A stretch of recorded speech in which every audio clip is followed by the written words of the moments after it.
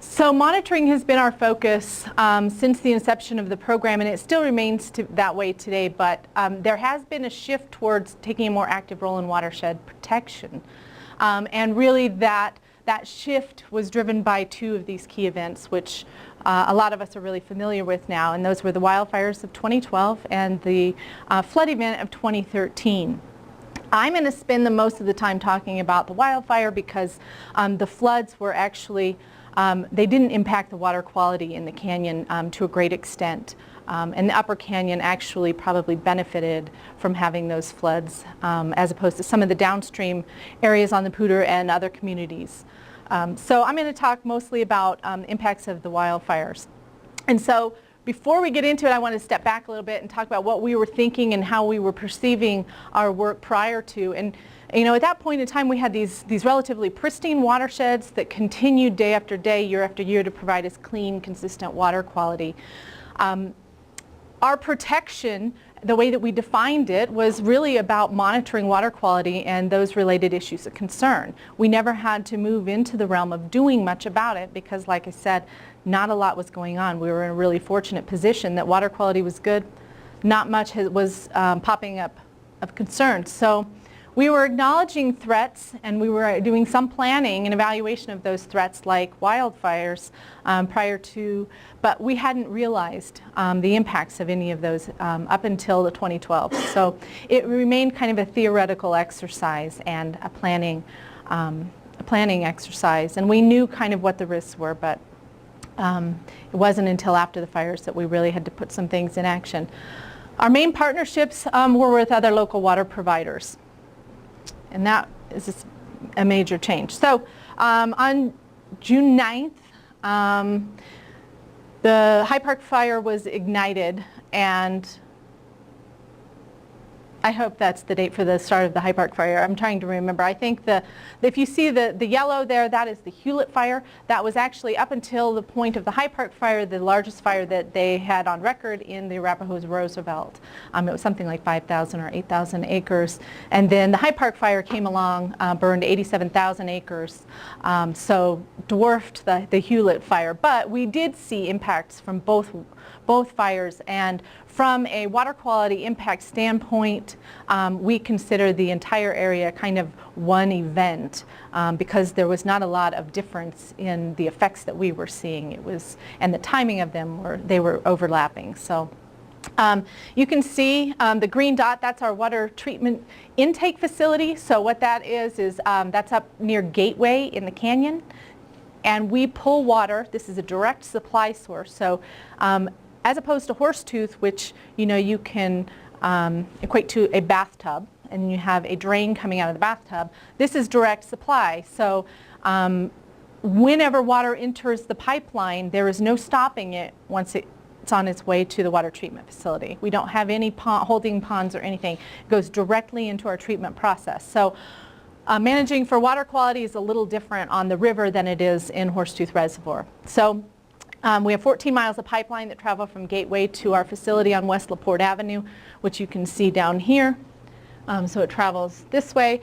You can also see Greeley Bellevue Water Treatment Plant and the Tri-Districts. They also take water from this area. And the burn area drains, our intake is directly within and downstream of a lot of the burned areas. So there was no escaping some of the impacts of the fire. Excuse me.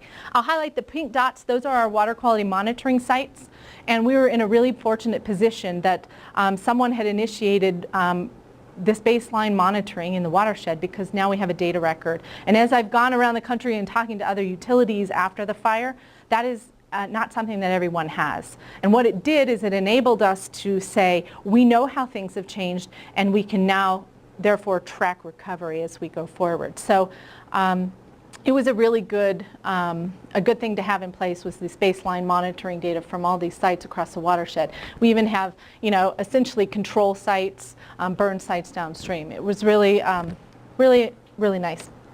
Some images of the High Park fire. We might all be familiar with this, but just to kind of refresh our minds of the change in the landscape that actually did occur within the burned area was pretty dramatic. And the water quality impacts of that were also very dramatic. We went from, as a water utility, we went from thinking about water quality for our needs and maybe our partners' utilities' needs to all of a sudden things got really complicated. There were a lot of players. There were a lot of people who had other values that were being threatened, who were suddenly at the table asking to participate in discussions and being generally involved in presenting issues. So we were talking about impacts to aquatic resources, public safety, private property, roadway infrastructure. And then in the center, that's, I don't know if you can see that clearly, but that's an image of what the water quality looked like at certain periods after the fire when we'd have rainstorm events. So we were dealing with some serious impairment in quality. So kind of in summary of what came out of this for the water utility is that we started to recognize that the real physical and inventory those physical changes in the landscape. But the big shift that I, looking back, put a lot of attention on now is the fact that as a utility, we really developed a new understanding and the relationship to our watershed. I'll talk a little bit about that changing relationship coming up, so I'll leave it at that for now. And this is the one instance right after the fire that we were engaged in what I would call active management, direct management decisions being made by the city and a couple other sponsors of the work. And that was emergency hill slope restoration that happened afterwards. The U.S. Forest Service has their BRER program. They come in and say what needs to be done. They give recommendations for treatment, and they do a lot of treatment on Forest Service lands. That leaves open all private lands, and so the NRCS fills that role. They work specifically on private lands, and through the EWP program, they need fiscal sponsors to front that money. It's a reimbursement program, so we need an agency that can front the money and then be reimbursed on behalf of the private landowner. So the City of Fort Collins, the City of Greeley, and Larimer County were the fiscal sponsors for that grant program. And as such, we were in a position of deciding what needed to be done and where. And we took most of our cues from the BEAR report. We did put some straw mulch down in the fall of 2012, kind of as this initial, we have to do something quickly. And we put it down in November, and this goes in the bucket of lessons learned. But at this elevation, we don't get a lot of snow cover, and it's really windy. So we went back in the spring, and a lot of the straw had blown away, and the seed with it. Where there was straw, it did what it was supposed to do, which is help promote reed growth, but it had moved around a lot. It wasn't very effective at a large scale at all, so we switched over to doing aerial shred mulching. And that is essentially taking wood shreds and dropping them from a helicopter. As you can imagine, it's much heavier than straw.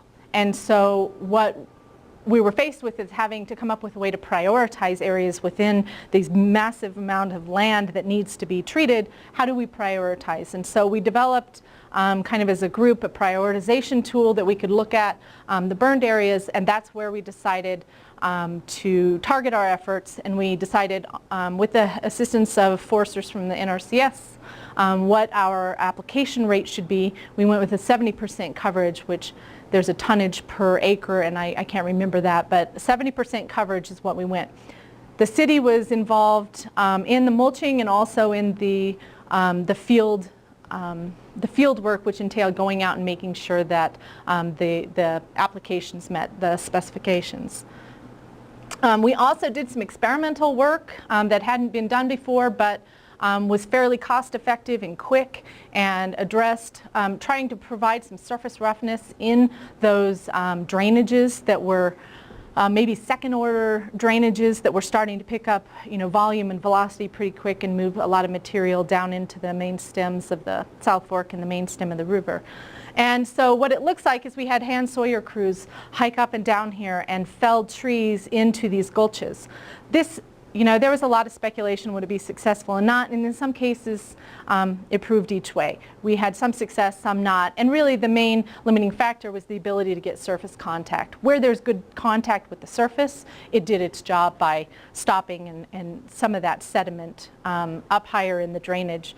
Where it didn't, just flowed underneath or moved it out of the way. So we're continuing to work with others to monitor the effectiveness of that. I'm just curious, when did the seeding come into play in the process? The seeding, excuse me, the seeding was done the very first year that we applied straw mulch.